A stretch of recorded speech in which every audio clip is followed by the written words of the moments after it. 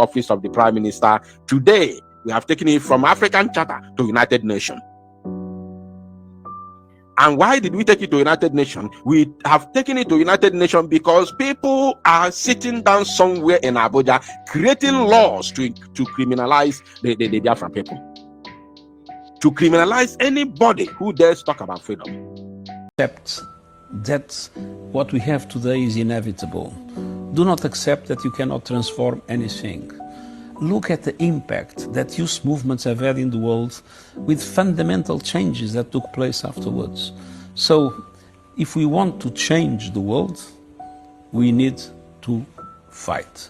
If we want to change the world, we need to unite, we need to mobilize, we need to fight for a better future for all, and that means to fight those that want to keep things as they are because they serve their interests, but in a way that would put into jeopardy the perspective of the future of our planet and of the well-being of the people.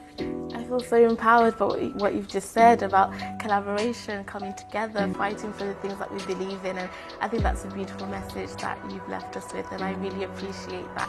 That's what we have today is inevitable. Do not accept that you cannot transform anything. Look at the impact that youth movements have had in the world with fundamental changes that took place afterwards. So, if we want to change the world, we need to fight. The person who is talking is Antonio Guthierez. Antonio Guthierez. He is the President of the United Nations, the Secretary General of the United Nations. Did you hear what he said? If we want to, let me take it back. I don't know how to talk. Again. Do not accept that what we have today is inevitable. He said, do not accept that what we have today is inevitable. Let me rewind it. Do not accept that what we have today is inevitable. Do not accept that you cannot transform anything. Do not accept that you cannot transform anything. Antonio Guterres is talking. He is the president, the Secretary General, overall chairman of the United Nations. He is telling you something. He is talking to Biafrans. This is us. This man is talking to us. And if you listen, you will see that the woman she's talking to, the interviewer, the journalist, is a black woman, an African woman. So Antonio Guterres is talking to us. Pay attention. Look at the impact that youth movements have had in the world with fundamental changes that took place afterwards. So if we want to... Did you hear that? He said, look at the impact. Look at the impact these movements is having all over the world and the fundamental changes that follows it. Chai! You think they don't know? You think they don't know? They know. Listen to it once again. Look at the impact that you... Look at the impact. Very, very... This word, I never expected to have it from United Nations chairman, overall boss, Antonio Guterres. I never expect. I thought we were the only ones saying it. I never expected. If you hear this type of statement from United Nations, my brother, Kwechiri, CK, opening Akubu 1 naira before May 2 naira. Sorry, God forbid for using that word. Opening Atniebu 1 ejemma, tunye 2 ejemma, Kwechiri CK, based on the stupidity of Tajudi Abbas and the Senate. Kwechiri, the United Nations now, so pay attention. The impact that youth movements have had in the world with fundamental cannot transform anything. Look at the impact that youth movements have had in the world with fundamental changes that took place afterwards. So do you see that? Look at the impact that these movements are bringing all over the world and the fundamental changes that follows it. That word, Okulu bell, bagam, no be everybody who is listening. Now let's continue. So, if we want to change the world, we need to fight. Did you hear that? If we want to change the world, we need to fight. And I call on the Biafra Liberation Army. Obunu na-ege ntị kobalo Biafra Liberation Army aka, kobalo Mazi Simon Ekpa aka, kobalo Mazi Nnamdi Kanu aka, kobaka gị kwụsịba aka gị ike. Antonio Guthierez, the overall president of United Nations, ndị ekpe na zoo, the people that will barely buy in a zoo, say, if we want to be free, if we want to change the handwriting on the wall, if we want to change the narrative, if we want to change the world, we must fight. No be me talker. I've been saying it. Mazi Simon Ekpa has been saying it. Mazi Nnamdi Kanu has been saying it. Today, I'm very certain everybody is paying attention. Look at the impact that youth movements have had in the world with fundamental changes that took place afterwards. So, if we want to change the world, we need to fight. I can play this 1 million times a day. Only that word. If we want, even the other one, I was crazy about the other one. He said, look at the fundamental, changes that these movements are bringing to the world. I was crazy about that. But now look at this one. He said that if you want to change the world, you need to fight. I can play that very part 1 million times a day without getting tired, because he is telling me something. This man is talking to me. If we want to change the world, we must fight. If we want the zoo to leave us alone, we must fight. If we want Britain to leave us alone, we must fight. Did you hear that? We want to change the world, we need to unite, we need to mobilize, we need to fight for a better future for all, and that means to fight those that want to keep things as they are. This one has broken the camel's back. He cannot say it better than this again. He cannot say it better than this. Did you hear that? Did you just hear that? I don't believe you heard it. Did you hear that, my people? He can't say it better than this. Every single word he says is 100% directed to us and meaningful. Every word he says, very, very meaningful. Listen to that last one. Fight. If we want to change the world, we need to unite, we need to mobilize, we need to fight for a better future for all. We need to fight for a better future for now. Listen to this one now he's about to say. Pay attention to it. And that means to fight those that want to keep things as they are. That means, what is this fight we are talking about? He is asking, what is this fight we are talking about? He said, that means to fight those who want to keep things the way they are. Those that want to keep the status quo, Tajuddin Abbas. Those that want to keep the status quo, Tinubu. Those that want to keep the status quo, Musa. Those that want to keep the status quo, Nesomwike. Those that want to keep status quo, Devomahi. Those that want to keep the status quo, Labaja. Those that want to keep the status quo, military, zoo, Janjaweed, police, navy, all of them. He said that we need to fight those that want to keep things the way they are for their own personal interest, for their own political and personal interest. He's going to say it. Listen.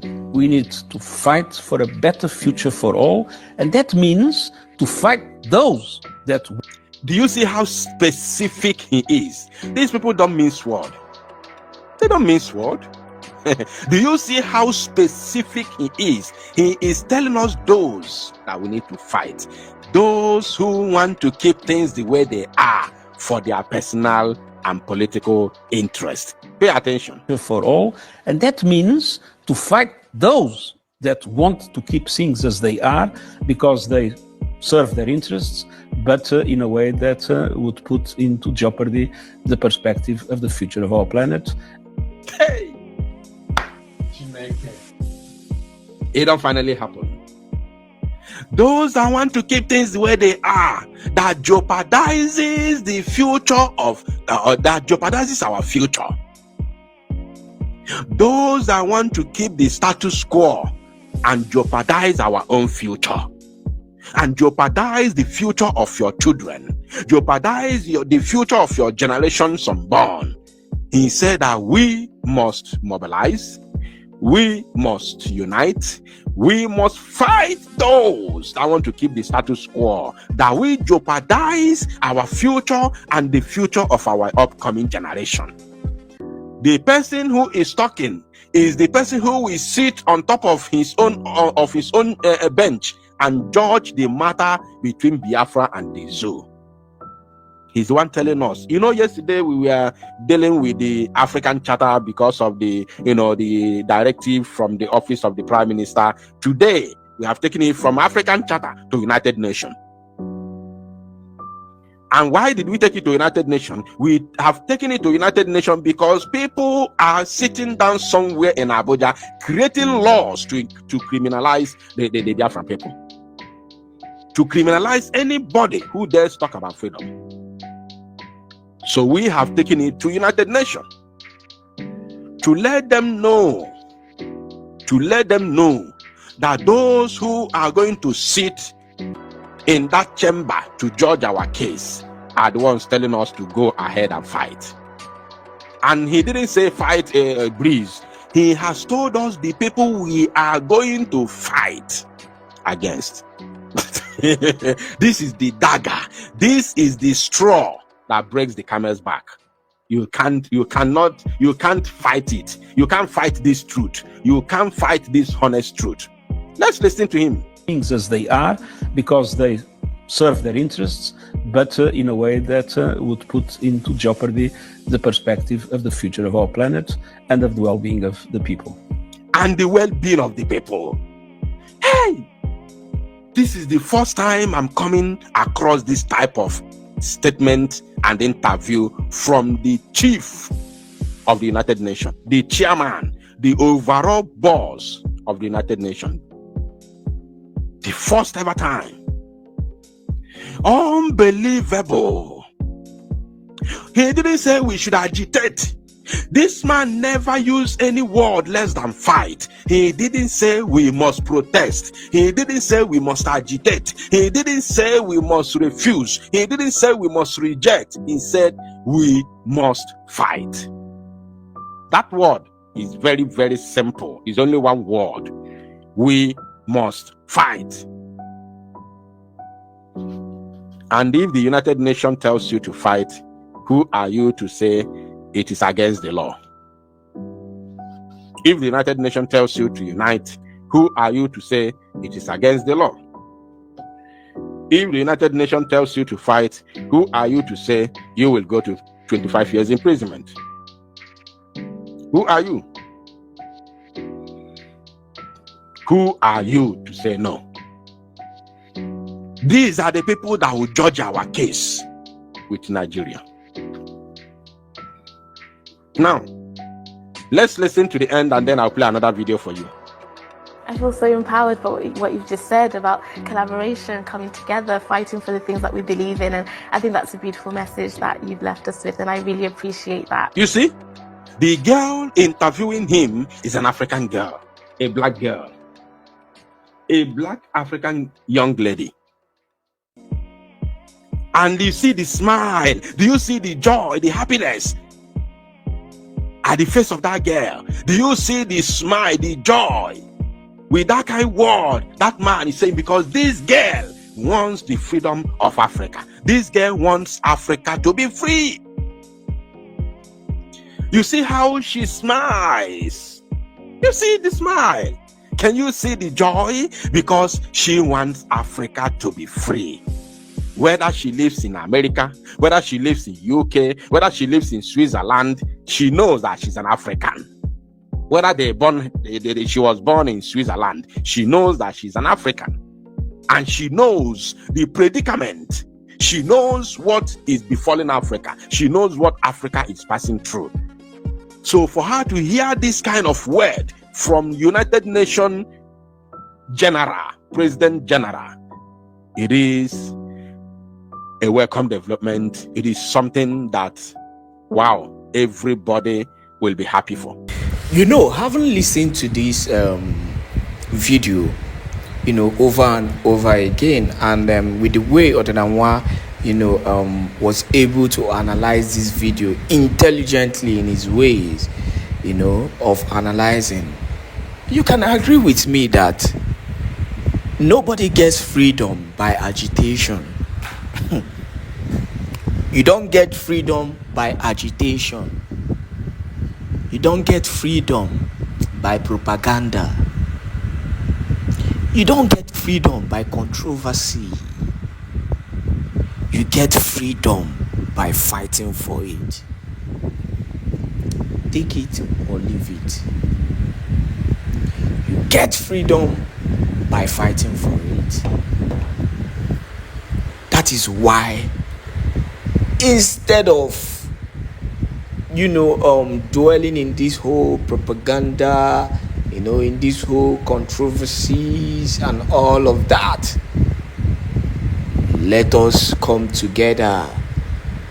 Let us, you know, forget about this faction. I am for this person. Oh, I am not for this person. I am United States of Biafra. Oh, I am Biafra Republic government in exile.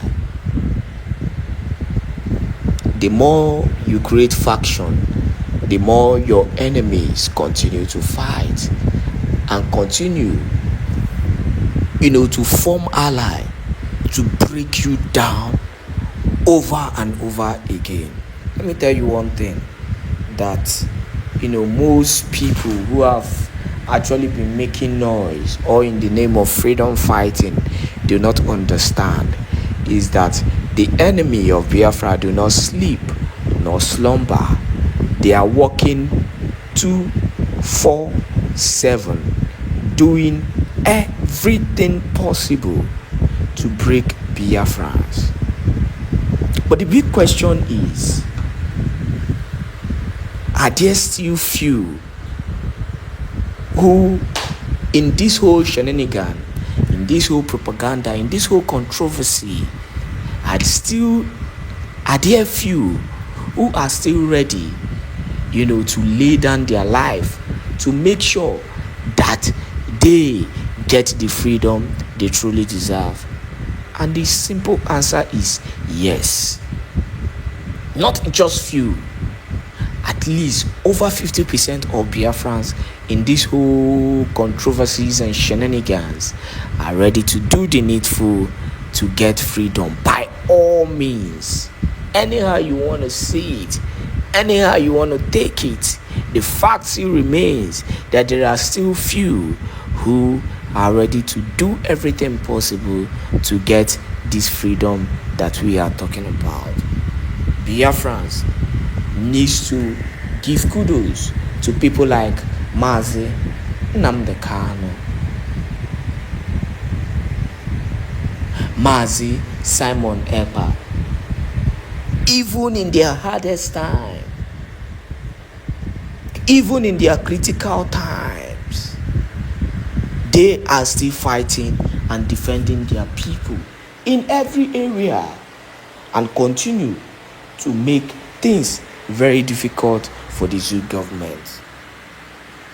On that note, I want to thank you once again, you know, for joining us today on this wonderful video. Do not forget that this is Let's Talk TV, and that powerful information video that, you know, that was just played, you know, is coming from Biafra Unite.